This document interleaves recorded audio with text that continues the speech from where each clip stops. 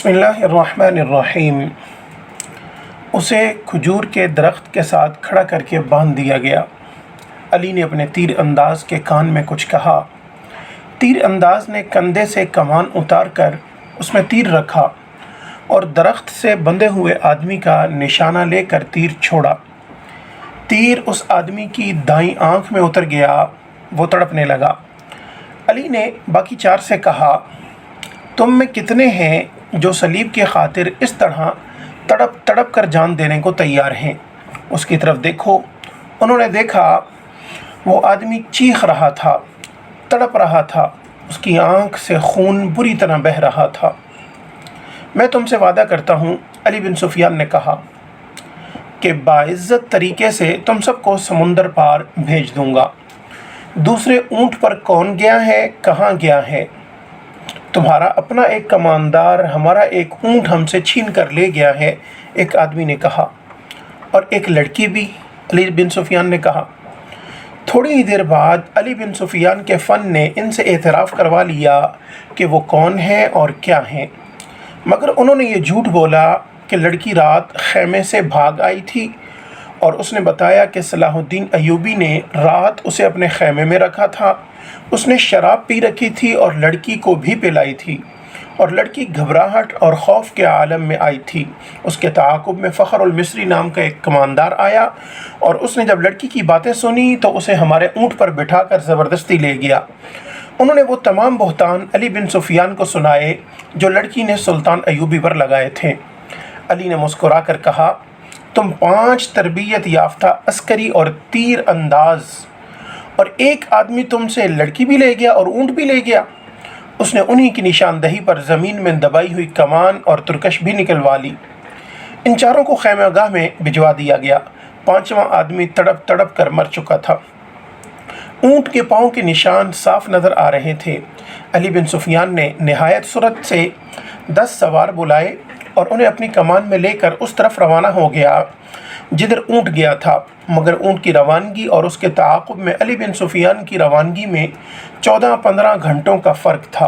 اونٹ تیز تھا، اسے آرام کی بھی زیادہ ضرورت نہیں تھی۔ اونٹ پانی اور خوراک کے بغیر 6-7 دن تر و تازہ رہ سکتا ہے۔ اس کے مقابلے میں گھوڑوں کو راستے میں کئی بار آرام، پانی اور خوراک کی ضرورت تھی۔ ان عناصر نے تعاقب کو ناکام بنا دیا۔ اونٹ نے 14-15 گھنٹوں کا فرق پورا نہ ہونے دیا۔ فخر المصری نے تعاقب کے پیش نظر قیام بہت کم کیا تھا۔ علی بن سفیان کو راستے میں صرف ایک چیز ملی، یہ ایک تھیلا تھا۔ اس نے رک کر تھیلا اٹھایا، کھول کر دیکھا، اس میں کھانے پینے کی چیزیں تھیں۔ اسی تھیلے میں ایک اور تھیلا تھا، اس میں بھی وہی چیزیں تھیں۔ علی بن سفیان کے سونگھنے کی تیز حس نے اسے بتا دیا کہ ان اشیاء میں حشیش ملی ہوئی ہے۔ راستے میں اسے 2 جگہ ایسے آثار ملے تھے جن سے پتہ چلتا تھا کہ یہاں اونٹ رکا ہے اور سوار یہاں بیٹھے ہیں۔ کھجوروں کی گٹھلیاں، پھلوں کے بیج اور چھلکے بھی بکھرے ہوئے تھے۔ تھیلے نے اسے شک میں ڈال دیا۔ اس کے ذہن میں یہ شک نہ آیا کہ فخر المصری کو حشیش کے نشے میں لڑکی اپنے محافظ کے طور پر ساتھ لے جا رہی ہے۔ تاہم اس نے تھیلا اپنے پاس رکھا، مگر تھیلے کی تلاشی اور قیام نے وقت ضائع کر دیا تھا۔ فخر المصری اور موبی منزل پر نہ بھی پہنچتے اور راستے میں پکڑے بھی جاتے تو کوئی فرق نہ پڑتا۔ سوڈانی لشکر میں ناجی، ادروش اور ان کے ساتھی جو زہر پھیلا چکے تھے، وہ اثر کر گیا تھا۔ فاطمی خلافت کے وہ فوجی سربراہ جو برائے نام جرنیل اور دراصل حاکم بنے ہوئے تھے، سلطان صلاح الدین ایوبی کو ایک ناکام امیر اور بیکار حاکم ثابت کرنا چاہتے تھے۔ مسلمان حکمران حرم میں ان لڑکیوں کے اسیر ہو گئے تھے جن میں بیشتر عیسائی اور یہودی تھیں۔ ان کے نام اسلامی تھے، حکومت کا کاروبار خود ساختہ افسر چلا رہے تھے، منمانی اور عیش و عشرت کر رہے تھے۔ وہ نہیں چاہتے تھے کہ صلاح الدین ایوبی جیسا کوئی مذہب پسند اور قوم پرست قائد قوم کو جگا دے اور حکمرانوں اور سلطانوں کو حرم کی جنت سے باہر لا کر حقائق کی دنیا میں لے آئے۔ سلطان ایوبی کے پہلے مارکوں سے جو اس نے اپنے چچا شیرکوہ کی قیادت میں لڑے تھے، یہ لوگ جان چکے تھے کہ اگر یہ شخص اقتدار میں آ گیا تو اسلامی سلطنت کو مذہب اور اخلاقیات کی پابندیوں میں جکڑ لے گا۔ لہٰذا انہوں نے ہر وہ داؤ کھیلا جو سلطان ایوبی کو چاروں شانے چت گرا سکتا تھا۔ انہوں نے درپردہ صلیبیوں سے تعاون کیا اور ان کے جاسوسوں اور تخریب کاروں کے لیے زمین ہموار کی اور اس کے راستے میں چٹانیں کھڑی کی۔ اگر نور الدین زنگی نہ ہوتا تو آج نہ صلاح الدین ایوبی کا تاریخ میں نام ہوتا، نہ آج نقشے پر اتنی زیادہ اسلامی ممالک نظر آتے۔ نور الدین زنگی نے ذرا سے اشارے پر بھی سلطان ایوبی کو کمک اور مدد بھیجی۔ صلیبیوں نے مصری فوج کے سوڈانیوں کے بلاوے پر بحیرہ روم سے حملہ کیا تو نور الدین زنگی نے اطلاع ملتے ہی خشکی پر صلیبیوں کی ایک مملکت پر حملہ کر کے ان کے اس لشکر کو مفلوج کر دیا جو مصر پر حملہ کرنے کے لیے جا رہا تھا۔ یہ تو سلطان ایوبی کا نظام جاسوسی ایسا تھا کہ اس نے صلیبیوں کا بیڑا غرق کر دیا۔ اب علی بن سفیان نے زنگی کی طرف برق رفتار قاصد یہ خبر دینے کے لیے دوڑا دیے تھے کہ سوڈانیوں کی بغاوت کا خطرہ ہے اور ہماری فوج کم بھی ہے، 2 حصوں میں بٹ بھی گئی ہے۔ قاصد پہنچ گئے تھے اور نور الدین زنگی نے خاصی فوج کو مصر کی طرف کوچ کا حکم دے دیا تھا۔ بعض مورخین نے اس فوج کی تعداد 2000 سوار اور پیادہ لکھی ہے اور کچھ اس سے زیادہ بتاتے ہیں۔ بہرحال زنگی نے اپنی مشکلات اور ضروریات کی پرواہ نہ کرتے ہوئے سلطان ایوبی کی مشکلات اور ضروریات کو اہمیت اور اولویت دی تھی، مگر اس کی فوج کو پہنچنے کے لیے بہت دن درکار تھے۔ مسلمان نام نہاد فوجی اور دیگر سرکردہ شخصیتوں نے دیکھا کہ مصر میں سلطان ایوبی کے خلاف بے اطمینانی اور بغاوت پھوٹ پڑی ہے، تو انہوں نے اسے ہوا دی، درپردہ سوڈانیوں کو اکسایا اور اپنے مخبروں کے ذریعے یہ معلوم کر لیا کہ سوڈانیوں کے سالاروں کو مروا کر خفیہ طریقے سے دفن کر دیا گیا ہے۔ سوڈانی لشکر کے کم رتبے والے کماندار سالار بن گئے اور صلاح الدین ایوبی کی اس قلیل فوج پر حملہ کرنے کے منصوبے بنانے لگے جو مصر میں مقیم تھی۔ وہ سلطان ایوبی کی آدھی فوج اور سلطان کی دارالحکومت سے غیر حاضری سے فائدہ اٹھانا چاہتے تھے۔ منصوبہ ایسا تھا کہ جس کے تحت 50,000 سوڈانی فوج سیاہ گھٹا کی طرح مصر کے آسمان سے اسلام کے چاند کو روپوش کرنے والی تھی۔ علی بن سفیان قاہرہ پہنچ گیا۔ وہ جن کے تعاقب میں گیا تھا ان کا اس سے آگے کوئی سراغ نہیں مل رہا تھا۔ اس نے اپنے ان جاسوسوں کو بلایا جو اس نے سوڈانی ہیڈ کوارٹر اور فوج میں چھوڑ رکھے تھے۔ ان میں سے ایک نے بتایا کہ گزشتہ رات ایک اونٹ آیا تھا، اندھیرے میں جو کچھ نظر آ سکا وہ 2 سوار تھے، ایک عورت اور ایک مرد۔ جاسوس نے یہ بھی بتایا کہ وہ کون سی عمارت میں داخل ہوئے تھے۔ علی بن سفیان کو یہ اختیار حاصل تھا کہ وہ وہاں چھاپا مارتا۔ سوڈانی فوج سلطنت اسلامیہ کی فوج تھی، کوئی آزاد فوج نہیں تھی، مگر علی نے اس خدشے کے پیش نظر چھاپا نہ مارا کہ یہ جلدی پر تیل کا کام کرے گا۔ اس کا مقصد صرف یہ نہیں تھا کہ موبی اور فخر المصری کو گرفتار کرنا ہے، بلکہ اصل مقصد یہ تھا کہ سوڈانی قیادت کے عزائم اور آئندہ منصوبے معلوم کیے جائیں تاکہ پیش بندی کی جا سکے۔ اس نے اپنے جاسوسوں کو نئی ہدایات جاری کی۔ جاسوسوں میں غیر مسلم لڑکیاں بھی تھیں جو عیسائی یا یہودی نہیں تھیں۔ یہ قہبہ خانوں کی بڑی ذہین اور تیز ترار لڑکیاں تھیں، مگر علی بن سفیان نے ان پر کبھی 100% بھروسہ نہیں کیا تھا کیونکہ وہ دوغلا کھیل بھی کھیل سکتی تھیں۔ ان لڑکیوں سے بھی اس لڑکی کا کوئی سراغ نہ مل سکا جس کے تعاقب میں علی آیا تھا۔ 4 روز علی بن سفیان دارالحکومت سے باہر مارا پھرتا رہا۔ اس کا دائرہ کار سوڈانی فوجی قیادت کے ارد گرد کا علاقہ تھا۔ 5ویں رات وہ باہر کھلے آسمان تلے بیٹھا اپنے 2 جاسوسوں سے رپورٹ لے رہا تھا۔ اس کے تمام آدمیوں کو معلوم ہوتا تھا کہ کس وقت وہ کہاں ہوتا ہے۔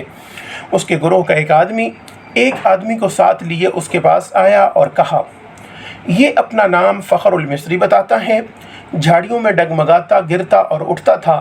میں نے اس سے بات کی تو کہنے لگا کہ مجھے میری فوج تک پہنچا دو، اس سے اچھی طرح بولا بھی نہیں جاتا۔ اس دوران فخر المصری بیٹھ گیا تھا۔ تم وہی کماندار ہو جو محاذ سے ایک لڑکی کے ساتھ بھاگے ہو؟ علی بن سفیان نے اس سے پوچھا۔ میں سلطان کی فوج کا بھگوڑا ہوں، فخر نے ہکلاتی لڑکھڑاتی زبان میں کہا۔ سزائے موت کا حقدار ہوں، لیکن میری پوری بات سن لیں ورنہ تم سب کو سزائے موت ملے گی۔ علی بن سفیان اس کے لب و لہجے سے سمجھ گیا کہ یہ شخص نشے میں ہے یا نشے کی طلب نے اس کا یہ حال کر رکھا ہے۔ وہ اسے اپنے دفتر میں لے گیا اور اسے وہ تھیلا دکھایا جو اسے راستے میں پڑا ملا تھا۔ پوچھا، یہ تھیلا تمہارا ہے اور تم اس سے یہ چیزیں کھاتے رہے ہو؟ ہاں، فخر المصری نے جواب دیا۔ وہ مجھے اسی سے کھلاتی تھی۔ اس کے سامنے وہ تھیلا بھی پڑا تھا جو تھیلے کے اندر سے نکلا تھا۔ علی نے اس میں سے چیزیں نکال کر سامنے رکھ لی تھیں۔ فخر نے یہ چیزیں دیکھیں تو جھپٹ کر مٹھائی کی قسم کا ایک ٹکڑا اٹھا لیا۔ علی نے جھپٹ کر اس کے ہاتھ پر اپنا ہاتھ رکھ دیا۔ فخر نے بےتابی سے کہا، خدا کے لیے مجھے یہ کھانے دو، میری جان اور روح اسی میں ہے۔ مگر علی نے اس سے وہ ٹکڑا چھین لیا اور اسے کہا، مجھے ساری واردات سناؤ، پھر یہ ساری چیزیں اٹھا لینا۔ فخر المصری نڈھال اور بے جان ہوا جا رہا تھا۔ علی بن سفیان نے اسے ایک سفوف کھلا دیا جو حشیش کا توڑ تھا۔ فخر نے اسے تمام تر واقعہ سنا دیا کہ وہ کیمپ سے لڑکی کے تعاقب میں کس طرح گیا تھا۔ تاجروں نے اسے قہوہ پلایا تھا جس کے اثر سے وہ کسی اور ہی دنیا میں جا پہنچا تھا۔ تاجروں، صلیبی جاسوسوں نے اس سے جو باتیں کی تھیں وہ بھی اس نے بتائیں، اور پھر لڑکی کے ساتھ اس نے جو اونٹ پر سفر کیا تھا وہ اس طرح سنایا کہ وہ مسلسل چلتے رہے۔ اونٹ نے بڑی اچھی طرح ساتھ دیا۔ رات کو وہ تھوڑی دیر قیام کرتے تھے۔ لڑکی اسے کھانے کو دوسرے تھیلے میں سے چیزیں دیتی تھی۔ وہ اپنے آپ کو بادشاہ سمجھتا تھا۔ لڑکی نے اسے اپنی محبت کا یقین دلایا اور شادی کا وعدہ کیا تھا، اور شرط یہ رکھی تھی کہ وہ اسے سوڈانی کمانداروں کے پاس پہنچا دے۔ وہ راستے میں ہی لڑکی کو شادی کے بغیر بیوی بنانے کی کوشش کرتا رہا، لیکن لڑکی اسے اپنی باہوں میں لے کر پیار اور محبت سے ایسے ارادے اور خواہش کو مار دیتی تھی۔ فخری نے محسوس تک نہ کیا کہ لڑکی اسے حشیش اور اپنے حسن و شباب کے قبضے میں لیے ہوئے ہے۔ تیسرے پڑاؤ میں جب انہوں نے کھانے پینے کے لیے اونٹ روکا تو تھیلا غائب پایا جو اونٹ کے دوڑنے سے کہیں گر پڑا تھا۔ لڑکی نے اسے کہا کہ واپس چل کر تھیلا ڈھونڈ لیتے ہیں، لیکن فخر المصری نے کہا کہ وہ بگوڑا فوجی ہے، خدشہ ہے کہ اس کا تعاقب ہو رہا ہوگا۔ لڑکی ضد کرنے لگی کہ تھیلا ضرور ڈھونڈیں گے۔ فخر نے اسے یقین دلایا کہ بھوکا مرنے کا کوئی خطرہ نہیں، راستے میں کسی آبادی سے کچھ لے لیں گے۔ مگر لڑکی آبادی کے قریب جانا نہ چاہتی تھی اور کہتی تھی کہ واپس چلو۔ فخر المصری نے اسے زبردستی اونٹ پر بٹھا لیا اور اس کے پیچھے بیٹھ کر اونٹ کو اٹھایا اور دوڑا دیا۔ وہ سفر کی تیسری رات تھی۔ اگلی شام وہ شہر سے باہر سوڈانیوں کے ایک کماندار کے ہاں پہنچ گئے، مگر فخر المصری اپنے سر کے اندر ایسی بے چینی محسوس کرنے لگا جیسے کھوپڑی میں کیڑے رینگ رہے ہوں۔ آہستہ آہستہ وہ حقیقی دنیا میں آ گیا۔ وہ سمجھ نہ سکا کہ یہ حشیش نہ ملنے کا اثر ہے۔ اس کے تصوراتی بادشاہی اور ذہن میں بسائی ہوئی جنت تھیلے میں کہیں ریگزار میں گر گئی تھی۔ لڑکی نے اس کے سامنے کماندار کو صلیبیوں کا پیغام دیا اور اسے بغاوت پر اکسایا۔ فخر پاس بیٹھا سنتا رہا اور اس کے ذہن میں کیڑے بڑے ہو کر تیزی سے رینگنے لگے۔ نشہ اتر چکا تھا۔ اسے یاد آنے لگا کہ وہ محاذ سے بھاگ گیا ہے۔ لڑکی کو یہی خوش فہمی ہوگی کہ فخر پر نشہ طاری ہے، چنانچہ اس نے بے خوف و خطر کماندار سے یہ بھی کہہ دیا کہ سلطان ایوبی اور علی بن سفیان کے درمیان یہ غلط فہمی پیدا کرنی ہے کہ وہ ظاہری طور پر نیک بنے پھرتے ہیں مگر عورت اور شراب کے دلدادہ ہیں۔ ان کی اس طویل گفتگو میں بغاوت کی باتیں بھی ہوئیں۔ اس وقت تک فخر المصری پوری طرح بیدار ہو چکا تھا، لیکن سر کے اندر کی بے چینی اسے بہت پریشان کر رہی تھی۔ لڑکی نے کماندار سے کہا کہ اگر بغاوت کرنی ہے تو وقت ضائع نہ کریں، سلطان ایوبی محاذ پر ہے اور الجھا ہوا ہے۔ لڑکی نے یہ جھوٹ بولا کہ صلیبی 3-4 دنوں بعد دوسرا حملہ کرنے والے ہیں، سلطان ایوبی کو یہاں سے بھی فوج محاذ پر بلانی پڑے گی۔ کماندار نے لڑکی کو بتایا کہ 6-7 دنوں تک سوڈانی لشکر یہاں کی فوج پر حملہ کر دے گا۔ فخر یہ ساری گفتگو سنتا رہا۔ آدھی رات کے بعد اسے الگ کمرے میں بھیج دیا گیا جہاں اس کے سونے کا انتظام تھا۔ لڑکی اور کماندار دوسرے کمرے میں رہے۔ درمیان میں دروازہ تھا جو کہ بند کر دیا گیا۔ اسے نیند نہیں آ رہی تھی۔ اس نے دروازے کے ساتھ کان لگائے تو اسے ہنسی کی آوازیں سنائی دیں۔ پھر لڑکی کے یہ الفاظ سنائی دیے، اسے حشیش کے زور پر یہاں تک لائی ہوں اور اس کی محبوبہ بنی رہی ہوں۔ مجھے ایک محافظ کی ضرورت تھی۔ حشیش کا تھیلا راستے میں گر پڑا ہے۔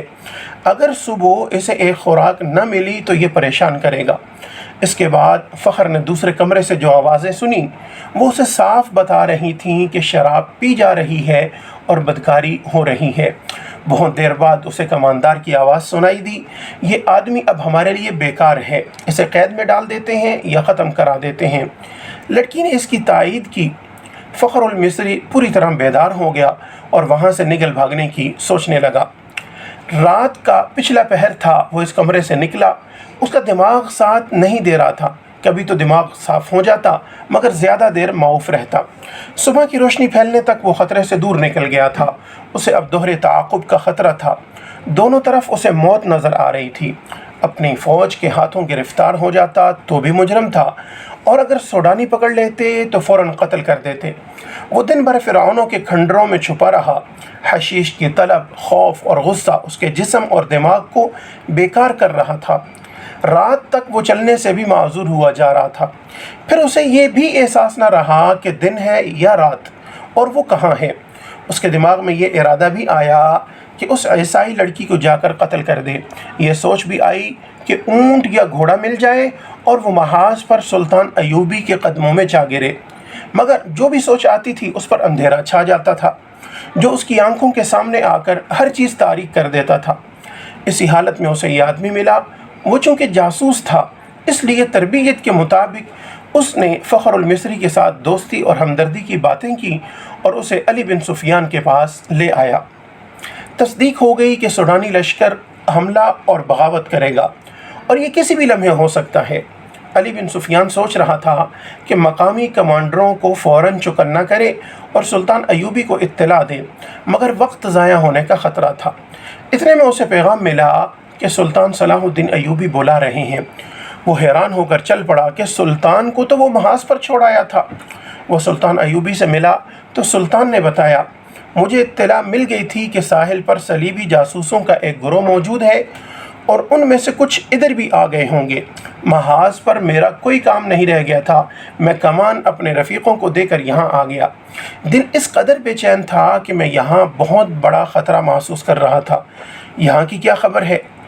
علی بن سفیان نے اسے ساری خبر سنا دی اور کہا، اگر آپ چاہیں تو میں زبان کا ہتھیار استعمال کر کے بغاوت کو روکنے کی کوشش کروں یا سلطان زنگی کی مدد آنے تک ملتوی کرا دوں۔